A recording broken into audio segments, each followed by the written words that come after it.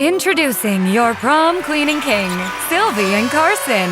Just a few months ago, I never would have thought this was possible. Someone like me winning prom queen. Really? This win is for all of you. You! Sylvie is a liar. She has been playing all of you, and I can prove it! My name is Sylvie, and that girl you just saw barge in, she made my life a living hell. Eloise, Carson, and I were best friends. In elementary school, we were inseparable. I got snacks. We told each other our secrets. When I get older, I'm running away to Japan. My mom wants me to wear suits, but I like mess. I used to be a triplet, but my mom says I ate my sisters in the womb. We supported each other's dreams. My friend wants to be a journalist. Hire her. And we were always kind. My mother would never let me eat this. You like Carson, don't you? Don't laugh. I'd never laugh at you. But in middle school, everything changed. A fire burned down the candy factory in town. It was really bad. Tons of people lost their jobs. My dad, Eloise's mom, and Carson's mom. Our parents worked things out, but Carson's mom got a job in another town, and they had to move. Are you sad Carson moved? Are you sad about the fire? No, leave me alone. I thought it was just Carson moving, but Eloise stopped talking to me and turned mean. Eloise found her new rich friends and used me as a punching bag. Wow, brave of you to sit with Sylvie. Why? She ate her sisters in the womb. A serial killer. Thanks to Eloise, no kids have hung around with me since. To distract myself, I buried myself in newspapers until I had a better idea. Why not do some investigating of my own? Everyone ignored serial killer Sylvie, which worked out great. I could gather as much information as I wanted. My dad's janitor master key gave me special access. There was an ancient typewriter in the records room, which gave my column the perfect feel. And so, the legend began. From there, I made copies in the teacher's lounge. Because of my paper choice, I named it The Wrap. Lindsay is only dating Parker to make Nate jealous. Who did you tell? How did they know Mima is alive? Each issue, more people got hooked. Crying, laughing, screaming. I crept around, listened, snuck in rooms, even rifled through desks. No one ever noticed. Eventually, high school hit, and Carson moved back. He never understood why Eloise and I stopped being friends, and I couldn't bring myself to explain. Since then, she left me alone. By senior year, readers loved The Wrap for being a raw, unfiltered voice of truth, and that was enough for me. Until Eloise asked me out today. Immediately, I was suspicious. Carson was too nice to get along with someone so mean, unless she was tricking him. We used to get along so well. Why couldn't it go back to that? She was a mean girl now, and Carson was gonna get himself hurt. I had to protect him. I had to find something to prove Eloise wasn't who Carson thought she was. Writing my own story about Eloise's bullying would have cast too much suspicion on me, so I had to dig deeper. But there was nothing.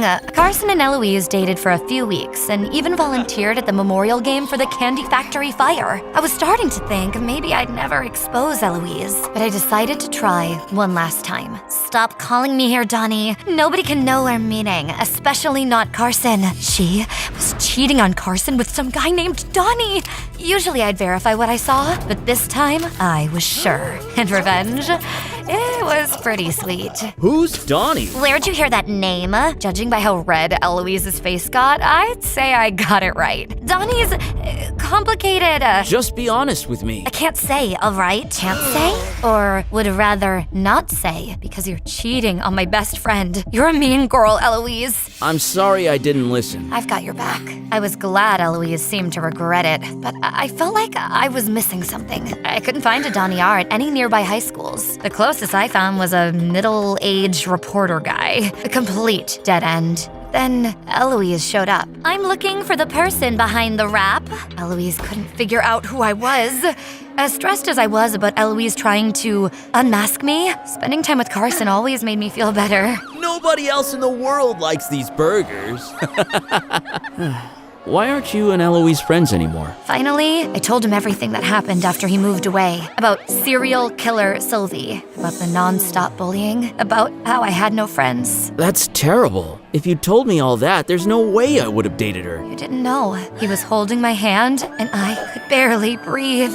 Maybe the right person was in front of me this whole time. Oh, I couldn't believe it. It was a dream come true. And you know what? Carson was right. It was terrible. I wasn't about to let her unmask me and ruin something that I'd built for myself despite her bullying. Not when I had a way to fight back. Irate homewrecker tries to destroy beloved local paper. My fans were not happy with her. It's not like that. Eventually, I got a good idea. Why not publish some good stuff about myself, too, to protect myself in case she ever got close?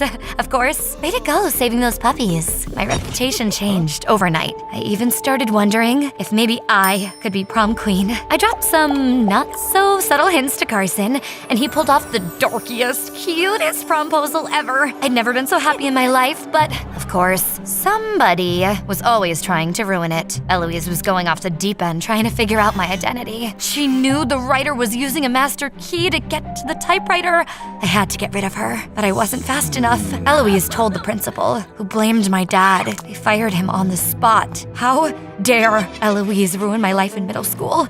How dare she try to date Carson? How dare she get my dad fired? I waited until she and her family were away for the weekend, and I snuck in to find something she could never recover from. Her room was pristine. To be honest, it didn't even look like a teenager lived in there at all. Finally, I found it. Honestly, it was pretty impressive. She was closing in on my identity. If I couldn't get any dirt on her, at least I could destroy it. But then I saw something on the back. What the? Articles, clippings, everything there was to know about the candy factory fire. I dug deeper into her room and found something truly terrifying. The gas can, like a serial killer trophy. Eloise had burned down the factory. There was only one thing left to do. Expose her, like a true investigative journalist. No wonder Eloise called me those terrible things all those years ago. She was projecting because she was a criminal. Eloise switched to homeschooling while the police started their investigation. It's what she deserved. I had my own life to worry about. Finally, prom arrived. Wow. It was the perfect night, and it only got better. Just when I thought the night was mine, Eloise shows up, ready to wreck everything all over again. Sylvie is a liar who ruins lives. She's been manipulating you all, and I can prove it. A burger wrapper. It's the same kind of wrapper the first rap was written on. So? Only one person in town eats here, Sylvie. She's the one who spread all the rumors, and she lied about who burned down the factory. A dirty wrapper proves nothing. And shouldn't you be on house arrest? I didn't do it, and you made that up. Why would I lie about you? Because I ruined your life years ago. I was a bully, and it was wrong. I was going through a lot. I'm sorry. You deserved better. Everyone was staring at me, and I realized they believed her. I had to act fast. You just admitted to being exactly who the rap says you are. What? The rap called you a selfish, dangerous bully, and you just confirmed it. Yes, but I didn't cheat or burn down the factory. Where there's smoke, there's fire. I won.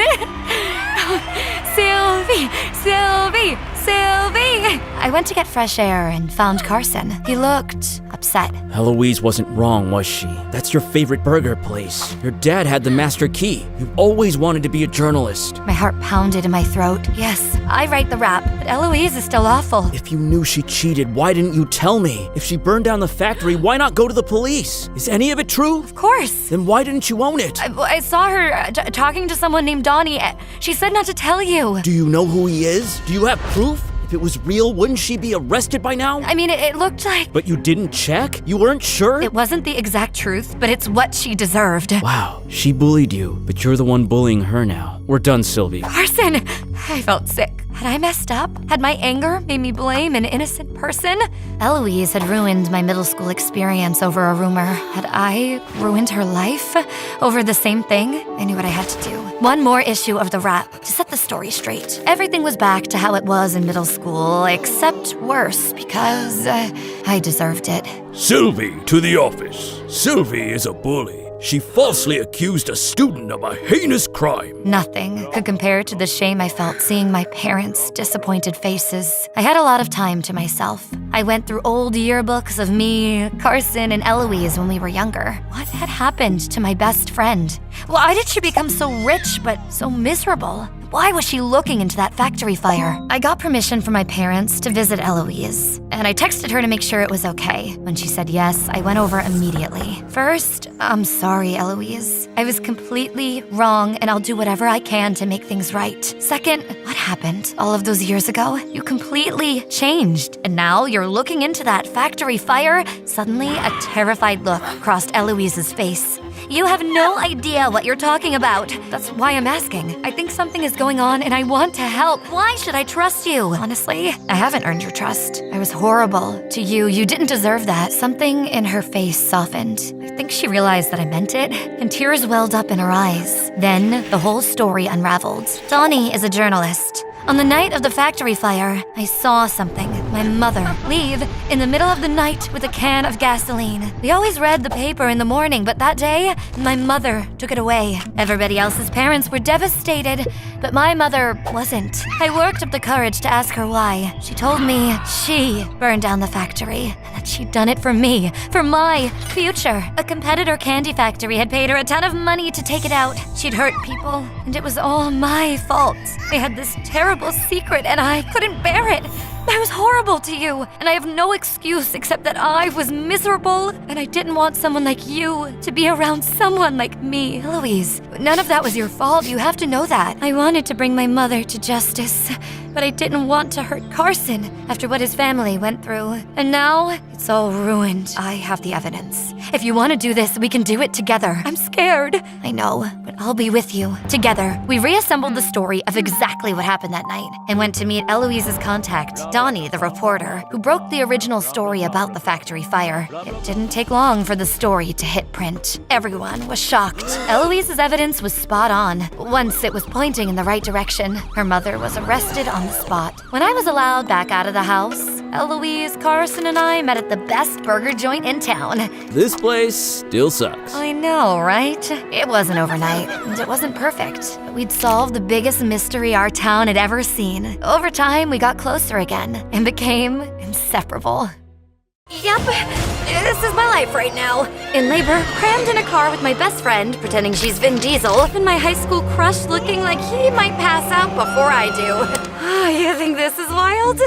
You have no idea. High school was my kingdom, top of my class, the one everyone looked up to, or tried to be. And then there were Nyla and Raphael, always showing up right on cue. Nyla, my best friend since forever. The robotics whiz who could build a drone out of scrap metal and always knew how to drag me out of my serious bubble. Sonia, do you ever take a break, or is being perfect a full-time job? And Raphael, math genius, all-around nice guy, and yeah, I knew he had a crush on me, but we were all about MIT. You're gonna ace that math test today, right? They were my team. Life was exactly how I wanted it. Perfectly balanced and under control. Home was chaos. I was the only girl, the princess and the pressure point. Sonia, mi Estela Briante, how was your day? Like always, Abuela, I aced it. All their hopes were on me. I was supposed to be the first to go to college. The biggest deal ever for my family. This was my world. Big, loud, and full of expectations. But they believed in me, so it was worth it. One day, I was grabbing lunch when I realized I was short on cash. I was about to put something back when Roger stepped in, the school's resident bad boy. His mom was the town's mayor. He was filthy rich, and all the girls in the school drooled over him. Well, except for me and Nyla. No need. Consider it my good deed for the day. I grabbed my tray, hoping that was the end of it, but Roger wasn't done yet. The next day, Roger appeared beside me, acting like we were friends. Maybe you could return the favor sometime. I'm good, thanks. He found me again, trying to start a conversation. I wasn't interested, but he wouldn't give up. What are you reading? Something you wouldn't be interested in. After gym class, he got more creative. Thought you might need something better than water. I'm fine, thanks. Suddenly, a basketball came flying toward my face. Roger quickly blocked the ball, so fast that I could almost smell the scent of grilled meat rising from his hand. I'm so jealous of that ball for getting to kiss you before I could. Impressive, by the way. Thanks. I honestly didn't think my day could get any worse. Just as I was about to leave, the basketball hoop fell straight onto my head. Are you alright? Yes, thank you. I started seeing Roger in a different light. everything changed. Roger wasn't just the bad boy anymore. He made me laugh. He started waiting for me after class. It made me feel special. Nyla was thrilled. It's about time you have some fun. He's really sweet, Nyla. Not at all like people say. But not everyone was happy. Raphael didn't trust Roger, but I didn't care. Just be careful, Sonia. It's fine, Raphael. He's my boyfriend. One night, Roger invited me to a party. We were closer than ever. I don't play poker, but you make me want to go all in. And then we kissed. A month into dating Roger, it was Raphael's birthday. I expected Roger to be there, but he wasn't. Why isn't Roger here? It's just a small gathering, Sonia. He's my boyfriend, Raphael. Come on, Sonia. It's Raphael's birthday. Let's just have some fun. By the time we got to the cake, I was trying to be in the moment, but I started feeling sick. Really sick. Sonia, you okay? But I didn't have time to respond. And without warning, I ended up vomiting right over Raphael's birthday cake. Oh, God, it was embarrassing. Are you all right? Do you need to lie down? I'm okay. I didn't see this coming. I'm very sorry, Raphael. Don't worry about it, Sonia. After the incident at Raphael's party, Nyla wouldn't let it go. She kept pushing me to take a pregnancy test, just to be sure. I finally gave in and decided to do it. And then, there they were, 2 pink lines. I went pale. I was pregnant! I didn't know what to do. I left the test on the counter and ran to call Roger. He was the first person I thought of. Hey, what's up? Roger, I took a test. I'm pregnant. What? How could this happen? I don't know. I don't know what to do. This isn't happening. I'm not ready for this. If my mom finds out, oh God, she's the mayor. Next elections are coming. It would cause trouble for her. Oh, she'll kill me. Mom, what about my family, Roger? It's over between us, Sonia. Bye. The next day at school, Roger ignored me. Big time. It was like I was invisible. Nyla noticed right away and asked what was up. I hesitated, but then I told her about the test. I'm gonna knock his teeth out! It won't help, Nyla. You need to tell your family. But don't tell Raphael yet. He'll do something stupid. She was right. Raphael would freak out, but the thought of telling my family made me feel sick. I knew I had to tell them, but getting a word in during a Rodriguez family dinner was next to impossible. Abuela's dentures decided to dive into her soup.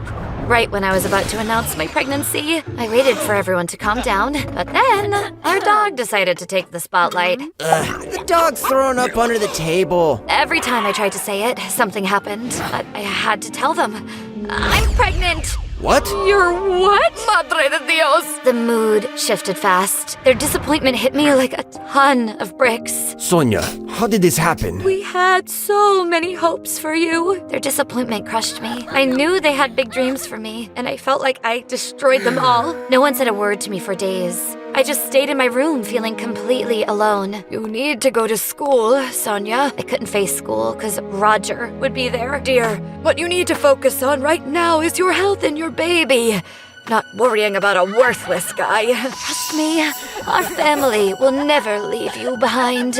Next day at school, I knew something was off the second I walked in. Everyone was staring, whispering. It was like I had a target on my back. Sonia, have you heard? Heard what? Roger.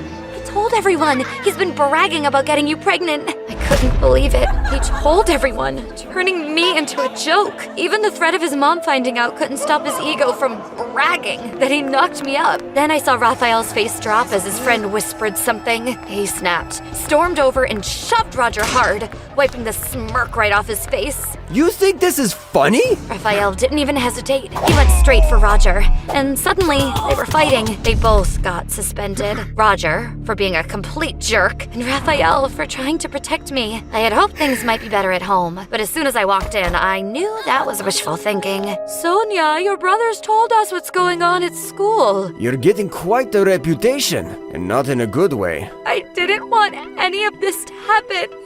We had so many dreams for you, Sonia. Now I don't even know what to say. I couldn't handle it. The disappointment, the anger.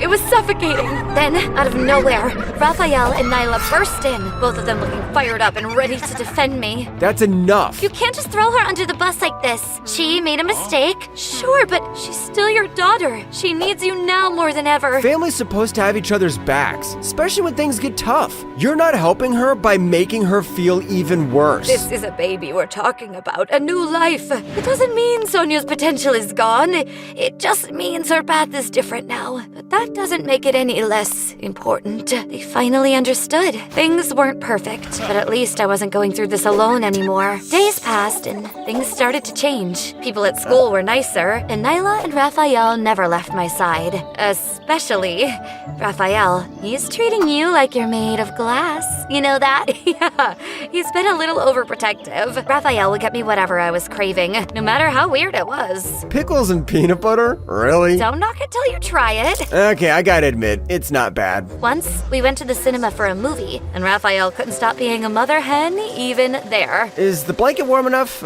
Do you need anything else? Can you stop it, Raphael? Let us watch the movie. Raphael, I'm all set. You're gonna give me a complex with all this pampering. And I just want to make sure you're comfortable. And the baby. He was treating me like I was precious, and somewhere in the dim light of the cinema, I started to see him differently. It made me realize I was falling for him. In the past few months, my feelings for Raphael had been growing, but I was too scared to say anything. I'd worried he'd think I was just relying on him because I was pregnant. I buried myself in schoolwork because I needed to ace high school and be valedictorian, like I'd always planned. Finally, the exams arrived. I gave it my all. The day the results came in, my heart was pounding. Then, I saw my name at the top of the list, and I was ecstatic.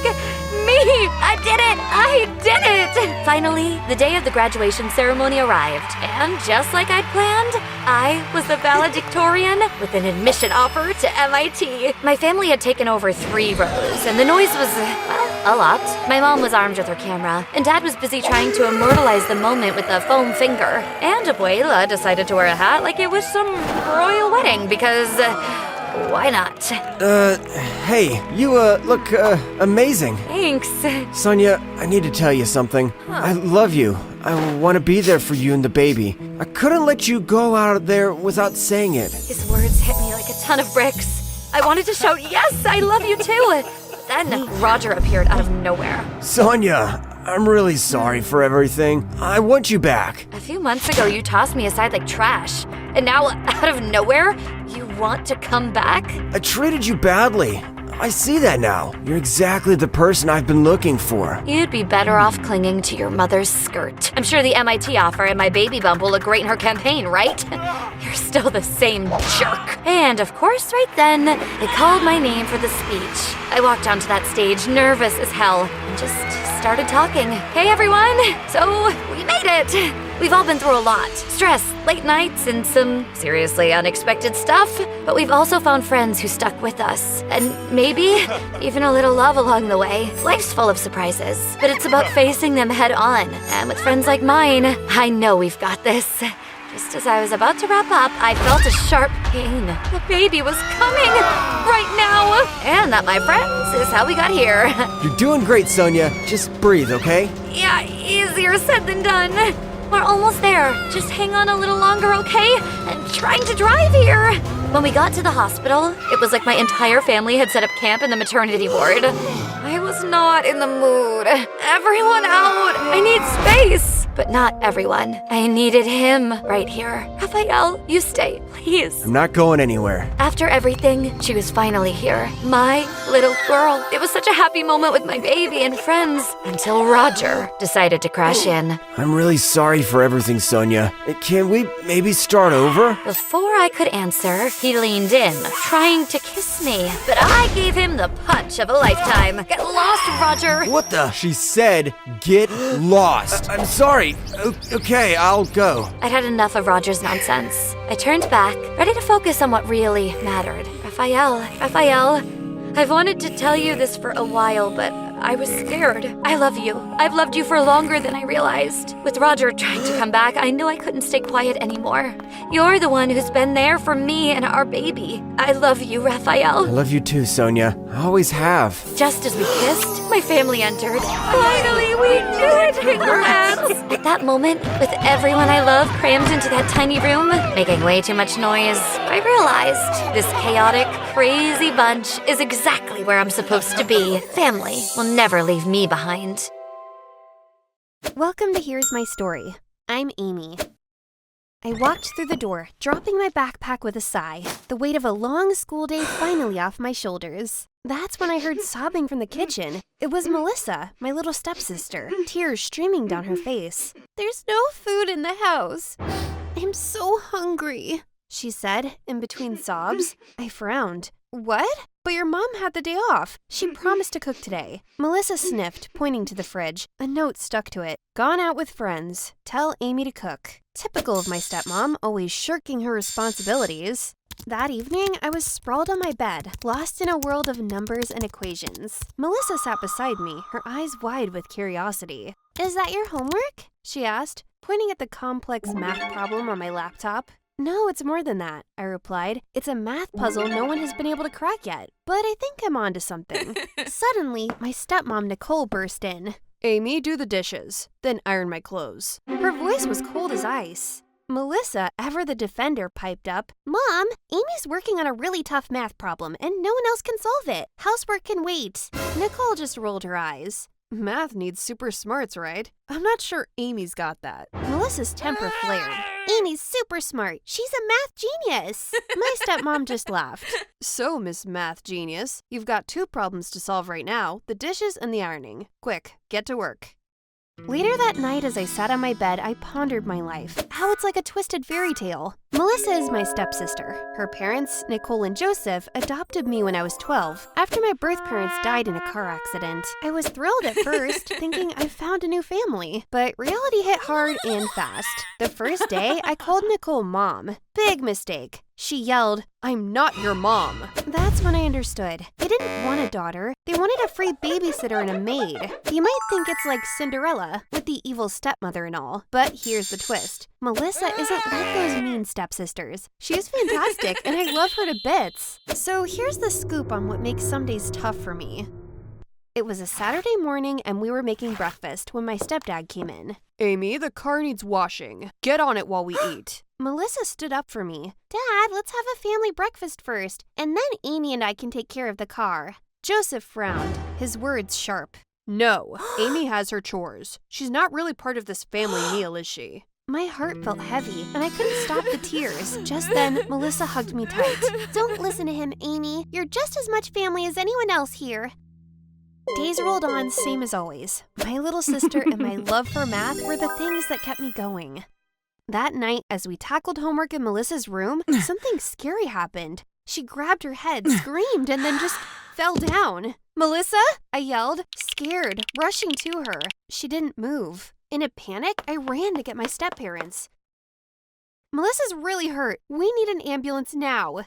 Nicole, glued to the TV, barely looked at me. "You love drama, Amy. We're not buying it. Melissa's just fine." Back in her room, my heart was racing. Melissa was still there, so still and quiet. I grabbed my phone, hands shaking, and called 911. The calm voice on the line said, "Help is on the way. The ambulance will be there soon."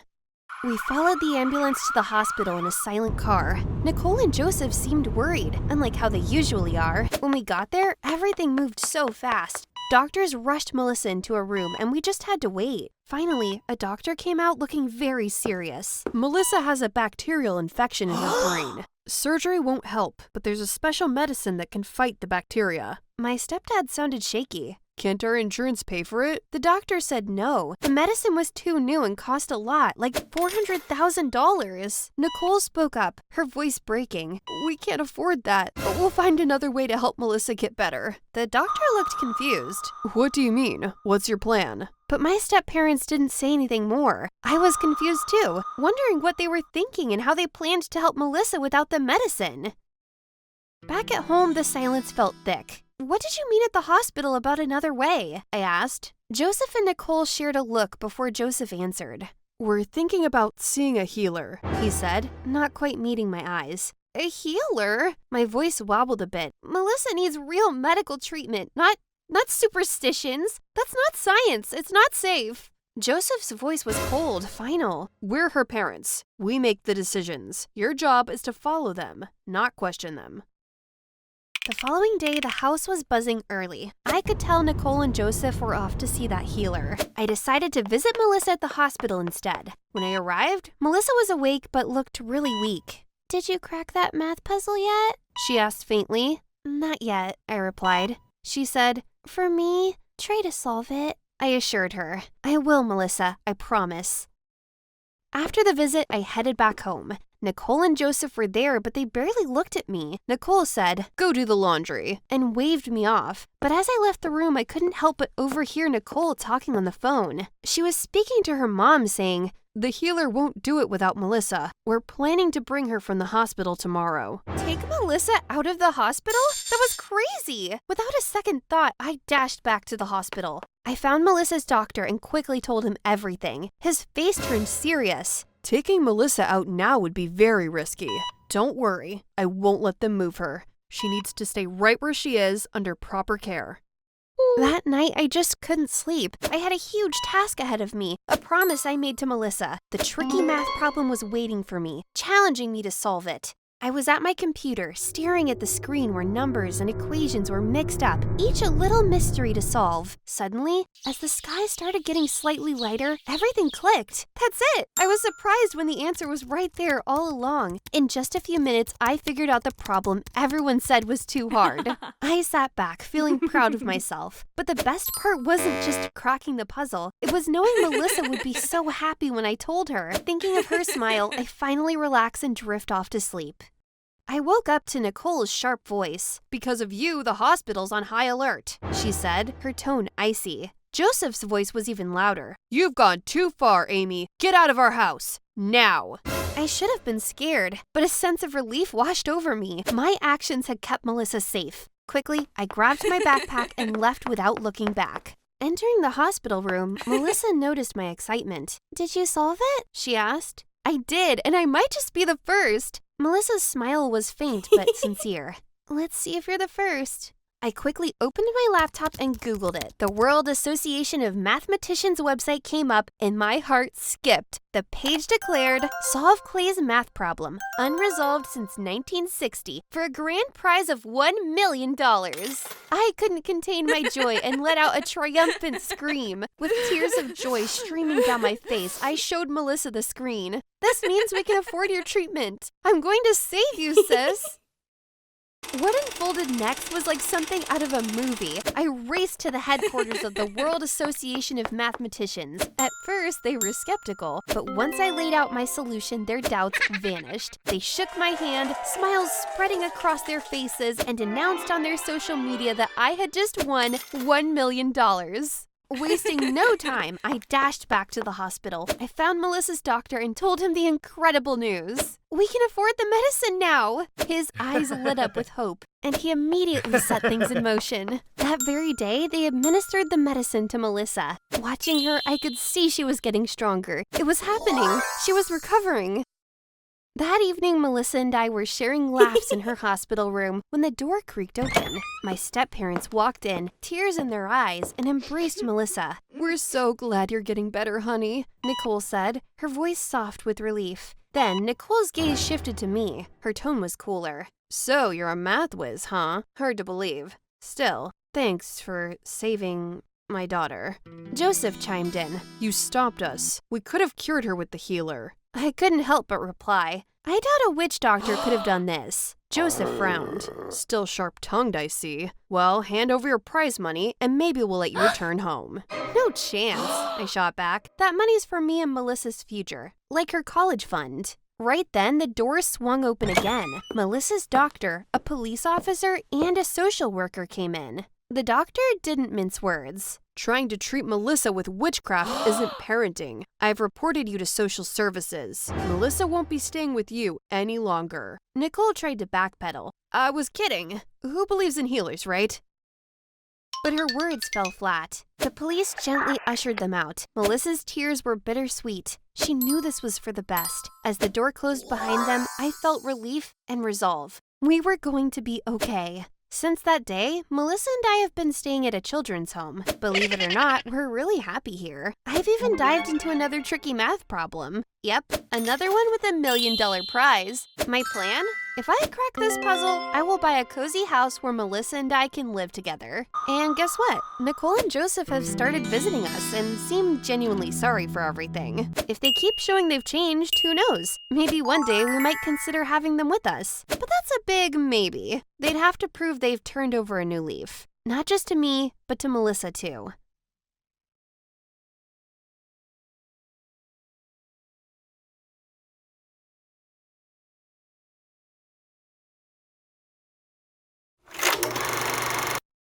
Welcome to the Here's My Story channel. I'm Alfie. My grandparents were farmers who lived in a tiny village. I would visit them as soon as school was out for summer break. They grew vegetables on their farm. We woke with the sun and worked all day in the vegetable garden. At the end of each day, I'd be so tired, but happy and at peace. But something unexpected happened that summer. My grandfather and I were hard at work in the veggie garden one day. He suddenly collapsed, holding his chest. I called 911 in a panic. Alfie, you're such a great kid, my grandfather said. I wish I could have more time with you. Take care of your grandma for me. I'm sure you'll grow up to be a fine young man. He died before the ambulance arrived. At the funeral, my grandma and I cried the whole time, holding each other. My dad didn't offer any comfort to Grandma and didn't seem to care about Grandpa's passing. He never visited, even though they were his parents. I'd be willing to bet he couldn't even remember the last time he'd seen them. During the funeral, I overheard my parents whispering to each other. "Can't we just put her in a retirement home?" Mom said. "I don't want her living with us." Dad replied, I don't want that either, but we have to take her in for a while. My father put all their savings into my mother's bank account. She must have at least $150K in there. At least, if we can get our hands on that money, we can open the gas station of our dreams. I couldn't believe what I was hearing. How could anyone be thinking about money at a time like this? Despite endlessly dreaming about money, they were always broke. I wanted to humiliate them, call them out with everyone watching in the church. But I stayed silent. Grandma would have to live in a retirement home if they didn't get the money, and that was the last thing I wanted. The following day, Dad asked Grandma for the money in her bank account. Grandma said no. "That is Alfie's college fund. Sell the house and the land. Start your business with the money from the sale. I don't care. Just don't touch Alfie's money," she said firmly. When he heard that, Dad's mood took a turn. Mom, who would buy a property in the middle of nowhere? Even if somebody wanted to, it's only worth a few $1,000s. Give us the money. We've been planning for this gas station for years. Alfie doesn't need to go to college. He hasn't got the brains for it anyway. Dad put me down all the time. I could ignore that, but I couldn't believe he would force my grandmother to give up the money just to live with us. I didn't even know my grandparents had saved their money for me. "Grandma," I said, "it's okay to give Dad the money in the bank. If I have to choose between you and college, I choose you." I meant every word. My parents got the money and Grandma moved right into my room, even though I had lost one of the two people I loved the most. Thankfully, one of them had come to live with me. Grandpa's death broke my heart, but at least I had this. My parents immediately got to work setting up the gas station. I rarely saw them. I started a small garden in front of our house full of tomatoes, carrots, broccoli, and potatoes. Grandma deserved to eat fresh vegetables like she did back on the farm. My parents saw me working in the garden as they left for work one morning. That kid is such a disappointment, Dad scoffed. We're out building the busiest gas station in town and he's still trying to grow potatoes. Why? Because he's a potato head. They laughed so hard the neighborhood shook and sped off in their new car.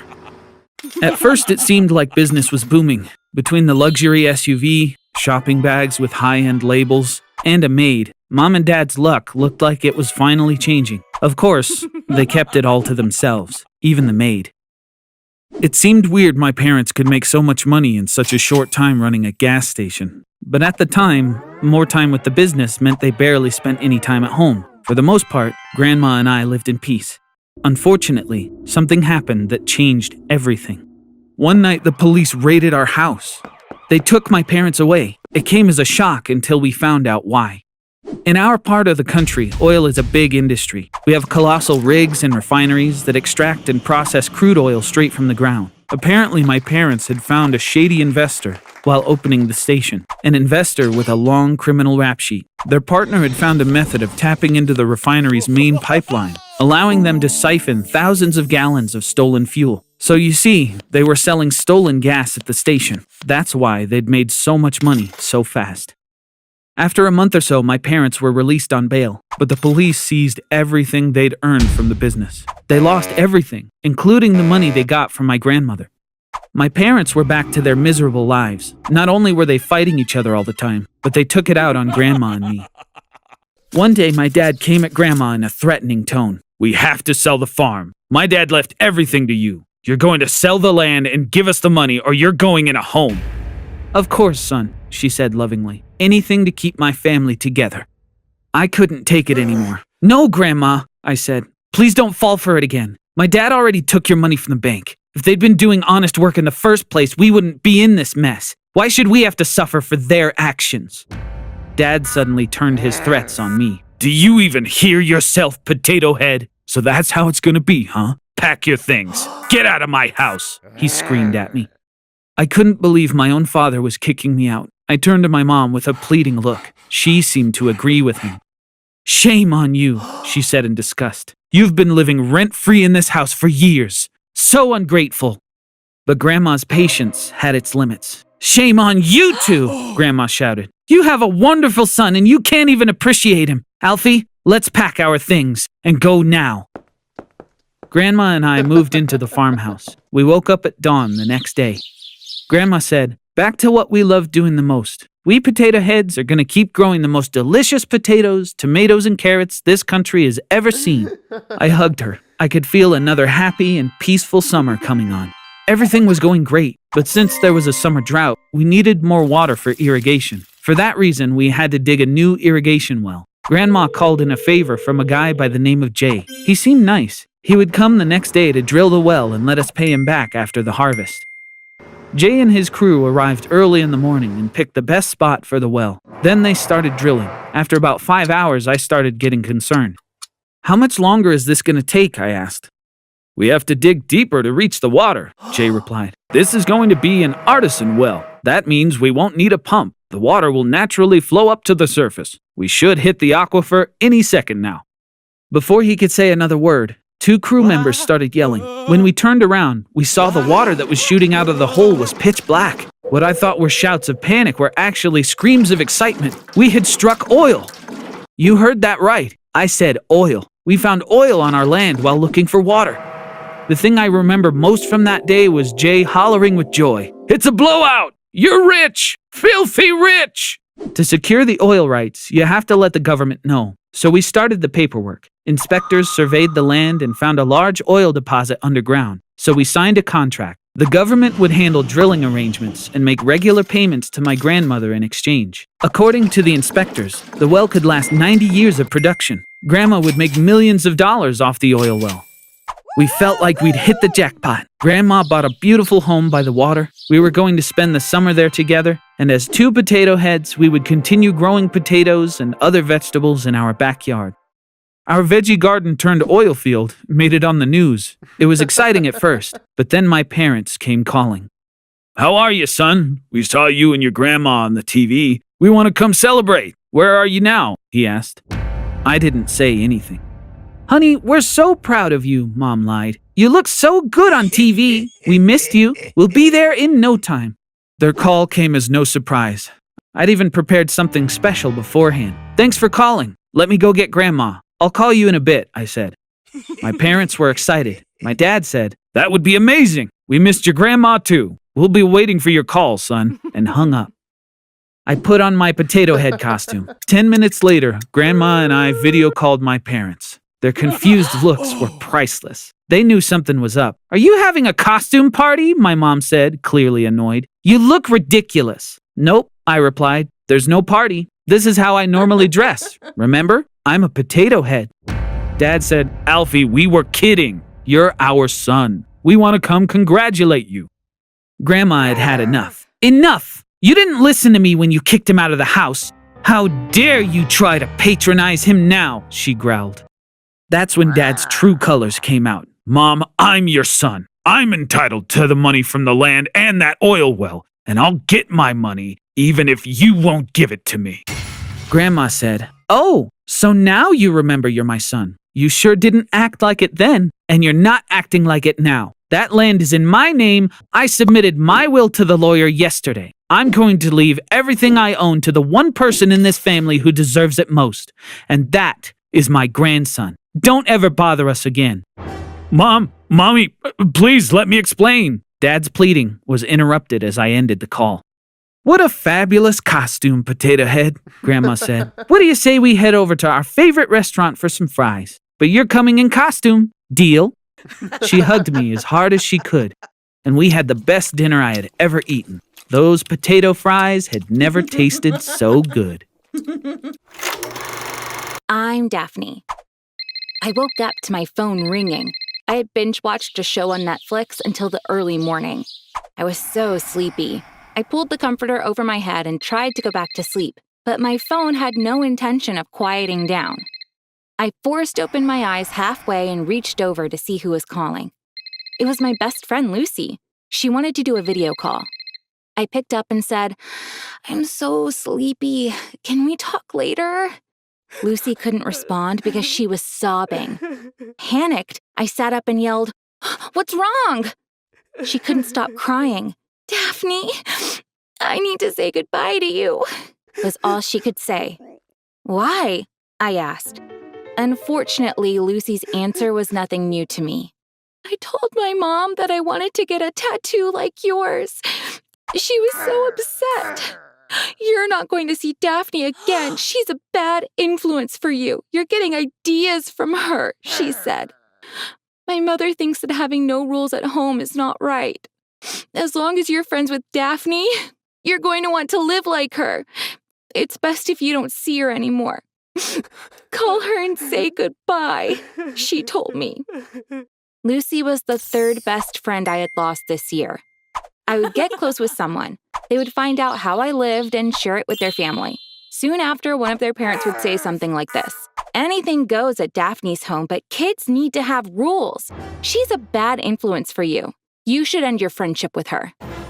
I used to be so sad when that happened, but unfortunately, I'm used to it by now. There was nothing I could do. Since I was fully awake, I might as well get some breakfast. When I went to the kitchen, I saw a note on the fridge door.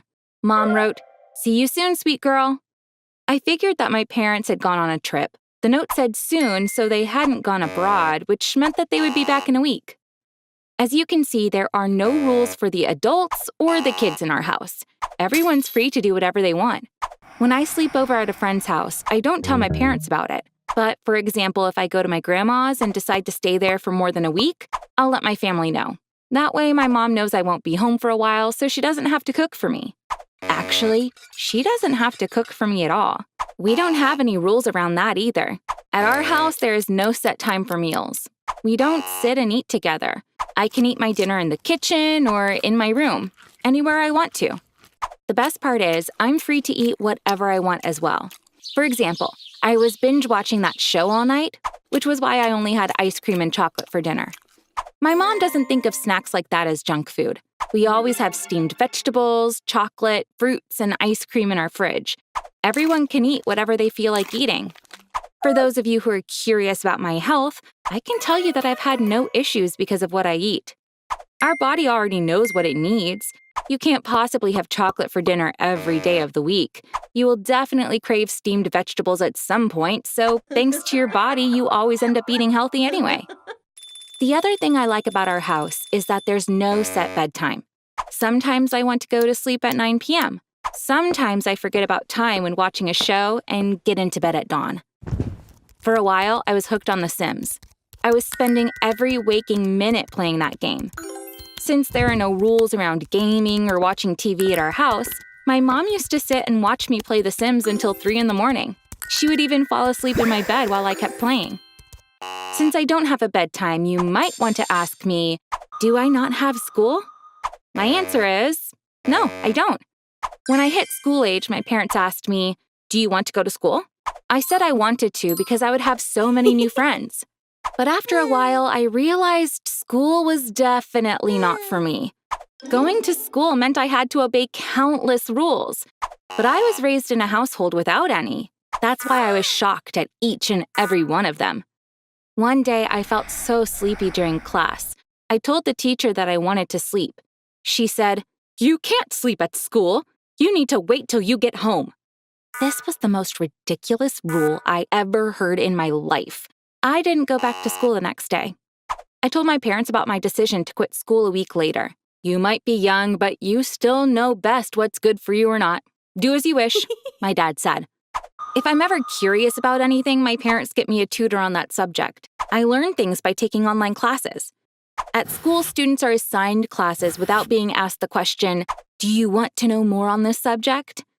I, on the other hand, only learn about the things that I want to know, because these are things that I actually care about. I never forget what I've learned. When my friends stay over, they are so surprised that we don't have any rules at our house. And I'm surprised that they're surprised. I think it's weird to live by rules. Last year, I had a slumber party with 2 friends I'd met online. I had a nose piercing at that time. When they saw it, one of them asked, "Isn't it illegal for people under 18 to get piercings?" "Why should it be illegal?" I answered. When my friend said, "That's what my mom told me. You need to be over 18 years old if you want to get a tattoo or a piercing. Otherwise, both the artist and the kid get punished." I figured out what was going on. Her mom had scared her with a lie to keep her from getting either one. She believed it because she always lived by the rules and never questioned them. "Then I'll show you something that's going to surprise you even more," I said, pointing to my wrist. I got my first tattoo when I was 13. Now I want a bigger one on my neck, but I keep postponing getting one because I can't decide what to get. I went to look at designs at the tattoo parlor with my mom, but I didn't like the ones she recommended. Next week, I'm going to check it out once more with my dad. My other friend screamed, "What? You went to the tattoo parlor with your mom? I can't even imagine my mom being in one, let alone her taking me there." My friends are always surprised when I tell them about my life. What surprises me is that parents feel entitled to set rules for their kids and to punish them. Once I went to a birthday party. There was an ice cream man that gave you as much ice cream as you wanted. I ate very little because there's always ice cream at our house. But the other kids at the party went crazy. Each had at least 10 scoops of ice cream. I found out later that most of them got sick and had sore throats. That's why their families banned them from eating ice cream for a long time. I think that made no sense. The kids saw firsthand that they get sore throats when they have too much ice cream. I'm sure if they see an ice cream man at another party, they will never eat that much again. The kids already learned their lessons, so what's the point of punishing them even further? You may think my parents are eccentric since we have 0 rules at home, but that's not what they're like at all. As kids, they were both raised in fairly free households. They told each other about it when they met. When they decided to marry, they thought, we grew up in an environment of freedom, had happy childhoods, and became normal, decent human beings. Someone who is even more free will have an even happier childhood and grow up to be a wonderful person. And they decided to have no rules for their future kid. I was born 7 years after this decision and grew up in a rule-free home, just like they imagined. When I was younger, I thought all kids were raised like me. But with time, I realized this wasn't the case at all. I couldn't believe that there were even more rules for kids than there were for adults. I love Pixar movies. When I was 9 years old, I saw the trailer for Inside Out on YouTube and loved it. "Let's go to the movies," I said to our neighbor's daughter. "I'll ask my mom, but she said she was very busy today. I don't think she can take me to the movies," she replied. I was surprised. When I said, "Why is your mom taking you to the movies? We'll go, you and I." She was surprised. "What do you mean? So you can go to the movies without your parents?" she asked. "Yes, why?" I said. "How does your mom respond when you tell her you're going to the movies by yourself?" she asked. When I said to her, "Why would I tell her I'm going to the movies? I'm the one who's going," she laughed and thought I was kidding. She was shocked to realize I was dead serious. Later, she told her mom about our conversation. The next day when I asked her, "Do you want to go and play at the park?" she said, "My mom won't let me play with you anymore." As you can see, her mom also saw me as dangerous for her kid. I think it's wonderful to live in a house with no rules. In the future, I will definitely raise my own kids the same way. Some of you may argue that kids need rules in their lives. Once a friend told me, I would have been a spoiled brat if my family had no rules at all. If you don't go by the rules, then you are prone to danger. That's why rules are good. I wish you had some rules too. Then you'd have a much easier and safer life. I think just the opposite. Kids shouldn't be patronized by their families. They should be able to make their own mistakes and learn about life that way. These are obviously my opinions. You may think differently. Please write your thoughts in the comments. I'm Julia. My sister Alexa and I were blindfolded, riding in the back seat of a car. We didn't know where we were going. Alexa said, "Dad told me not to open our eyes, or we'll ruin the surprise. I'm so excited. Where do you think we're going?" He either got a new yacht or a mansion. Or maybe he got an island again like last time. I really don't care. I'm only here because I don't want to be a party pooper, I replied. Shortly after, the car came to a stop. We got off, still blindfolded. Then we heard Dad's voice. "You can open your eyes, girls. Let's see if you'll like this." Dad! I can't believe it!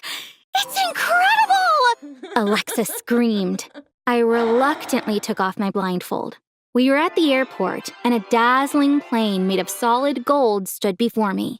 Pointing to the plane, Dad said, "I bought this from the Sultan of some country called Brunei. It's not just the surface of the plane. Everything inside is also made of gold.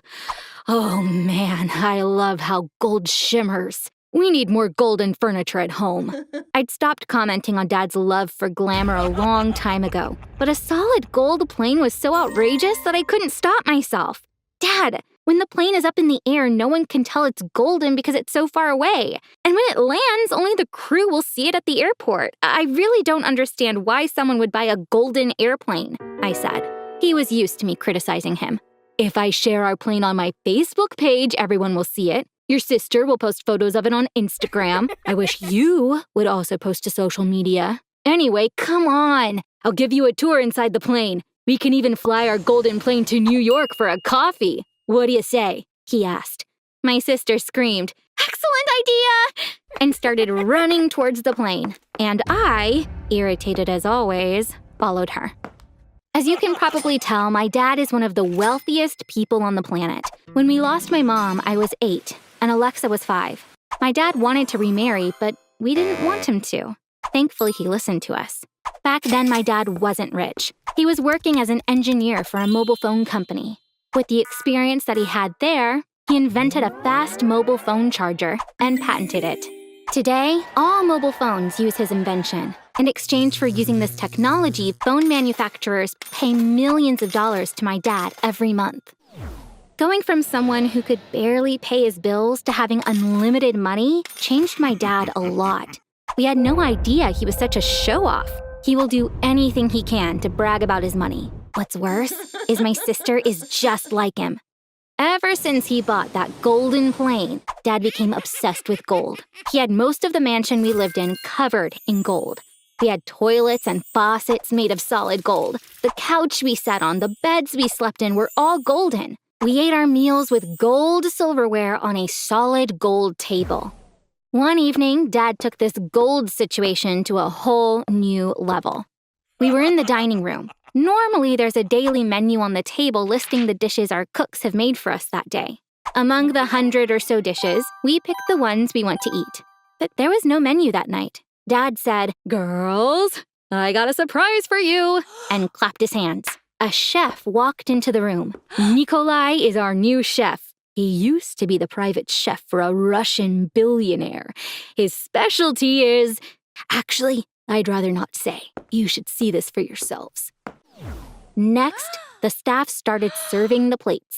Each dish was shimmering because they were all covered in gold. Gold-coated steaks, hamburgers, buffalo wings. Alexa was looking around dreamily. "So our new chef makes golden dishes, huh, Dad? That's the coolest thing I've heard in my life!" she exclaimed. Dad said proudly, "Nikolai uses 24-karat gold leaf in these dishes. It's not dangerous because it's edible gold." We were supposed to eat golden food now? This was ridiculous. Dad, are you okay? It's not fair for us to eat food that's made of gold when there's so much poverty in the world. I feel so bad seeing... জুয়ারিয়াকে কিছু বলতে চান? আমি কিছু বলতে চাই না, ওকে just আমি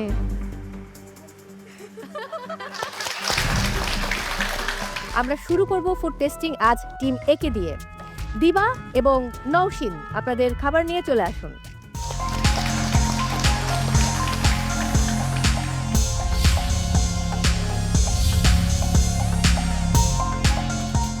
আমরা বানিয়েছি ফুলঝুরি পিঠার যে ক্রাস্ট, সেটার ভিতরে হচ্ছে গুড়ের ক্ষীর দিয়েছি।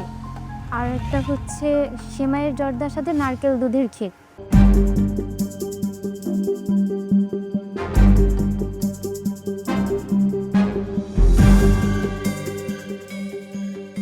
আচ্ছা, দুজন যে 20 মিনিট এখানে বসেছিলেন, দুজনকে দেখতে মনে হচ্ছিল একটা পাখির বাসার মধ্যে দুটো চড়ুই পাখি কুটুকুটু করে কথা বলছে। কি কথা বলছিলেন, কি করছিলেন? চিন্তা করছিলাম যে 20 মিনিট শেষ হওয়ার সাথে সাথে কিভাবে কি করব এটা, আর সবাই কি করছে এটা দেখছিলাম। টিম এ 20 মিনিটস কম ছিল আজকে, বাট যেটা প্রেজেন্ট করেছেন সেটা দেখতে অনেক সুন্দর হয়েছে। I like both the platings. দুটো প্লেটিংই দেখতে অনেক সুন্দর হয়েছে। This especially I really like. আমরা বলছি আজকে দেশি ডেজার্ট করতে, you did দেশি মিষ্টি with a modern twist, and I love that. Thank you so much. About this, প্লেটিংটা সুন্দর, পোর্শন ওয়াইজ ঠিক আছে, বাট আমার কাছে মনে হচ্ছে খালি সেমাইটা খেলে এটাতে আরও ফ্লেভার্স অ্যাড করা যেত। ওভারঅল সব কিছু নিয়ে খেলে মোটামুটি একটা ভালো টেস্ট আসে, but just the semai itself is a little dry and lacks a little bit of flavour. দুটো ফুড আমি ট্রাই করেছি, আমার কাছে ভীষণ ভালো লেগেছে। বিশেষ করে আমি সেমাইটার কথা বলবো, আমি সেমাই খুব পছন্দ করি খেতে। আর এই যে পাশে যে ক্ষীরটা দেয়া হয়েছে, এই যে ড্রাই সেমাইটা যখন আমি মালাইটার সাথে খাচ্ছি, একটা চমৎকার মানে মুখের মধ্যে মেল্ট হয়ে যাচ্ছে। এই আইডিয়াটা আমার দারুণ লেগেছে, আমি এটা ট্রাই করব। আসলে এই সেমাইটা আমি করি, বাট এই মালাই দেই না। থ্যাংক ইউ ভেরি মাচ, খুব ভালো ওয়ার্ক। প্লেটিং সুন্দর। যেটা আমি খেয়েছি ক্রিসপি রোলের ভেতরে যেই আপনারা ফুডটা দিয়েছেন, এটা খেতে অনেক টেস্টি, অনেক টেস্টি। অ্যান্ড সেমাইটার কথা যদি বলি, সেমাইটা তো দিয়েছেন মালাইটা নিয়েই খাওয়ার জন্য, রাইট? জি। ওটা নিয়েই যখন খাচ্ছি তখন একটা মনে হচ্ছে আমি ঈদের দিন যে একটা ফিল থাকে, আমি ঈদের দিনের ফিলে চলে গেছি। অ্যান্ড আমি ট্রাই করব এটা ঈদের দিন আসলে বা ঈদ ছাড়াও যে কোনো ফেস্টিভ হলে আমি এই ডেজার্টটা বানানোর আমি নিশ্চয়ই ট্রাই করব। Thank you, thank you. Costing ঠিক আছে। আপনি যাওয়ার আগে জুয়ারিয়াকে কিছু বলতে চান? আমি কিছু বলতে চাই না, ওকে জাস্ট আমি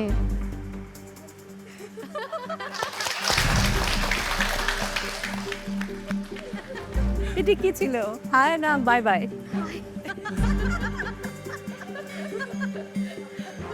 নাইস, প্লিজ আপনার নিয়ে যান। Thank you.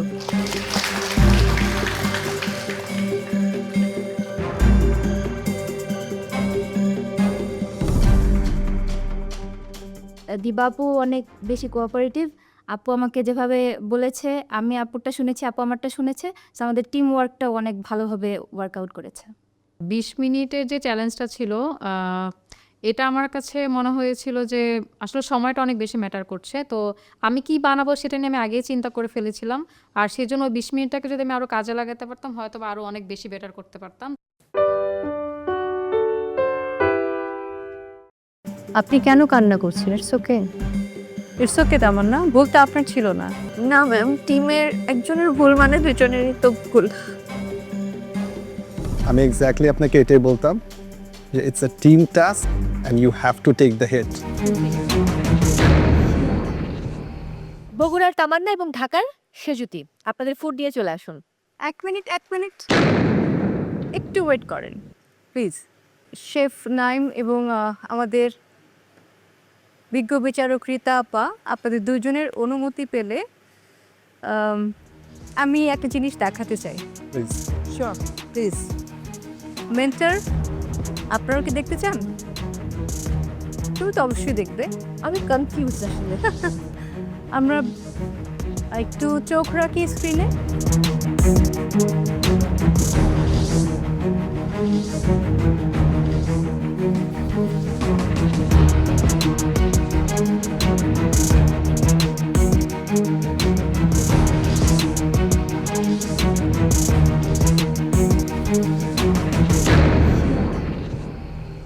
কিনসি ফুড নিয়ে আসবেন প্লিজ।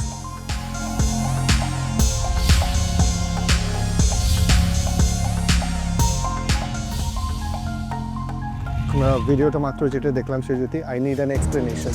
আমি জিনিসটা খেয়াল করে করি নাই, বাট দেন এগেন যেহেতু এটা চুলার উপরে ছিল আমি এর জন্য এতটা ওয়ারিড হয়তো বা ছিলাম না, বিকজ ইট ওয়াজ অন মানে কুকিং টেম্পারেচার। অ্যান্ড আমার কাছে মানে এখন অ্যাজ উই নো যে ওইটা যখন কুকিং টেম্পারেচারে থাকে it kills the bacteria. So maybe ওইটাই যেহেতু কাজের মধ্যে ছিলাম, মেবি ওইটাই কাজ করেছে আমার মাথায়। Usually I try not to do this kind of mistake. This is completely unacceptable. This is a reality show. ঠিক আছে, you're presenting the food to the judges. আপনার জুঠা খাবারটা আমি খাবো না, আমি আমার বাকি জাজেসদেরকে দিব না। I think ওইটা সাবকনশিয়াসলি আমার থেকে হয়ে গেছে, বাট আপনি যেটা বললেন I'll definitely take it, I have done it before, but it was not intentional. I try to maintain the rules and maybe the pressure or anything, I'm not justifying what I did, but it was an honest mistake. And just to add it, এমন না যে I put it in the middle and took a big scoop. I just took it from the side. I'm not justifying me, I'm just telling my side. I'm not taking your justification. Number 2, দেখে কি মনে হয়, দেখে কি everyone saw it, right? That was definitely a mistake. Everyone saw it, my judges saw it. I cannot accept this food. We're going to go by the rules and this food will be eliminated. So এটা off যাবে. We will judge you on this one. Rules will be the same. আমরা এটার উপর mark করবো and then the mark will be half.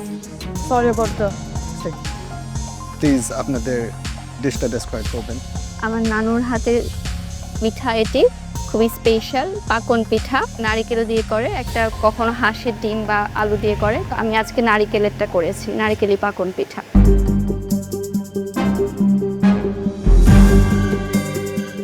Tamannaah Sejuti team C, আপনাদের যেহেতু একটা dish নিয়ে কথা বলতে হবে, আপনি বলেছেন এটা আপনার নানুর বানানো স্পেশাল পিঠা, আপনার পছন্দের পিঠা, আপনি সেটা করেছেন এই মহামঞ্চে।